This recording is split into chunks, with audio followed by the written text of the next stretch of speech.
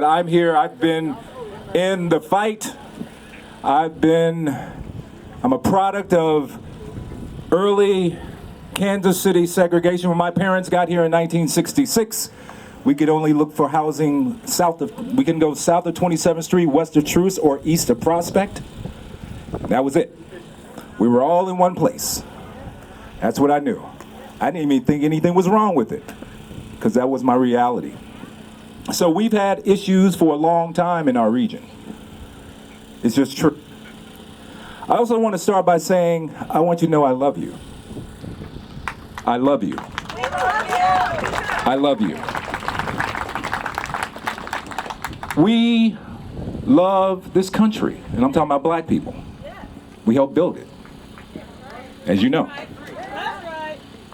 We just want it to work for us like it works for you. That's all. It's that simple. We want the educational system to work for us like it works for you. We want to be treated with respect when we come up on law enforcement like it happens for you. That's all. I am pro-law enforcement. I just believe that we have a right to hold them accountable for how they do their job. That's all. Because we're all going to need them one day. Something happens. No one's immune. We will need them. But we have a right to have a say in how they operate in our community, in our streets. That's all. So, I'm going to give you something to do. Because I believe when you get in front of people, you should give them something to do, a call to action. I'm not going to give you 25 things and you forget them all. I'll give you just a couple. I'm loving the Black Lives Matter, but you probably know somebody says to you, well, what do you mean Black Lives Matter? All lives matter, right? Right? And that's fine, I get that. But if you're on a block and there's a house that's on fire, but none of the other houses are on fire, which house matters? That one. Ladies and gentlemen, Black Lives' house is on fire. That's why it matters. We're not saying your house isn't important. Right now, our house is on fire and has been for hundreds of years. Also, wherever you can, check history. We just left a week where we had two crucial anniversaries. 99 years ago, white people rode into Tulsa, Oklahoma, Greenwood, Oklahoma, and burned it down and killed 300 black people who were minding their own business, had a thriving economy, schools, businesses, and they came and burned it down. If you want to know why we're frustrated, that's one of the reasons. We also had just the Loving Day. Who's that? You know what that is? Just 50 some odd years ago, it was illegal to marry someone who was different than you. It was illegal to marry someone who was different than you. That anniversary just happened.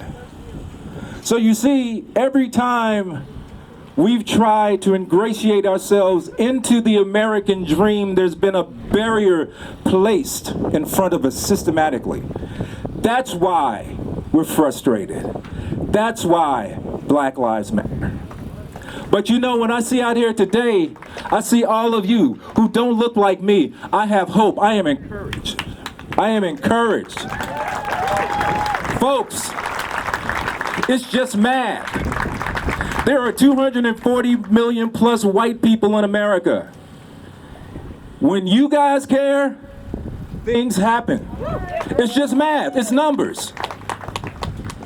And I'm glad. I have hope now. We can't do this alone. We have to change a culture that has been in existence for 400 years. We didn't get here overnight. We're not going to get out of it overnight. But I will tell you this.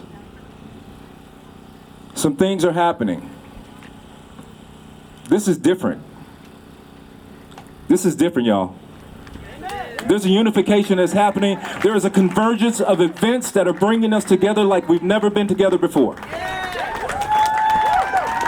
Hashtag max the moment. Max the moment. Hashtag we have to maximize this moment in history. Maximize it. That means if you are not registered to vote, you better get your you-know-what and make that happen. You remember, I'm 54 years old. I am only 1 year younger than the Voting Rights Act. That's a shame, actually. But we can vote now. Now, there's still obstacles. People are still trying to put the old banana tailpipe trick on us. That's a Beverly Hills Cop reference, by the way. I'm old. Sorry, I'm an 80s kid. But we can't let them. When you see suppression, stop it. That's just like silence. Silence equals violence. Well, if you silent and you see somebody's vote getting suppressed, you need to do something right then. You need to challenge that. If you need to help somebody get them to the polls, put them in your car with mask on or everything. Go down your block and find somebody who needs a ride to the polls and get them there. In the last election, the black vote was down 13%, and look what we got. Chaos.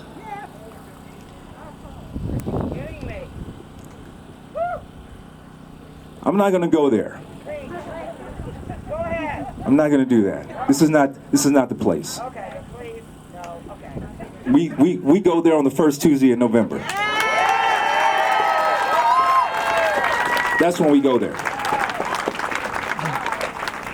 If you want change, show up.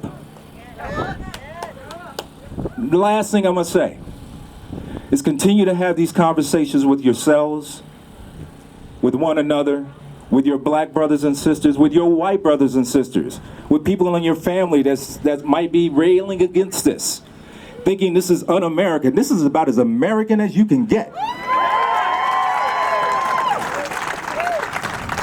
In some nations, they can't do this. They can't assemble. They can't speak their mind. This is as American as it can get. I appreciate each and every one of you for having the courage. You may live in a family, it's like, don't want to do that. No, you have to have courage.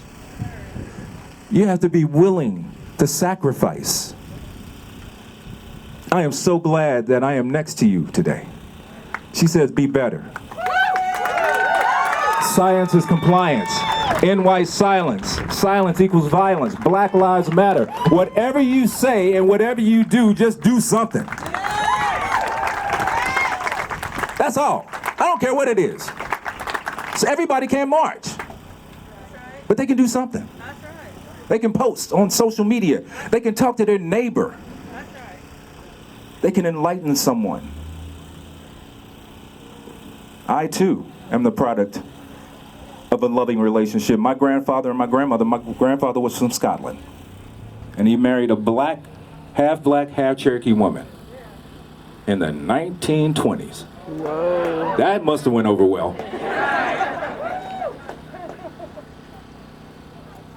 When it's all said and done, y'all, our DNA is all the same. We are all the same mold. We prick us and we bleed. Tickle us, we laugh. We have pain, we cry. We're all human beings. And right now, in this moment in time, we're about to move this country forward in a way that I don't think we've ever seen before. Because when we become a better human beings, we become that city on the hill. We become those words that promise that all men are created equal, that we all have certain inalienable rights, the right to life, liberty, and the pursuit of happiness. Those are amazing words, but unfortunately our founding fathers didn't think that we'd look like this 200 and some years later.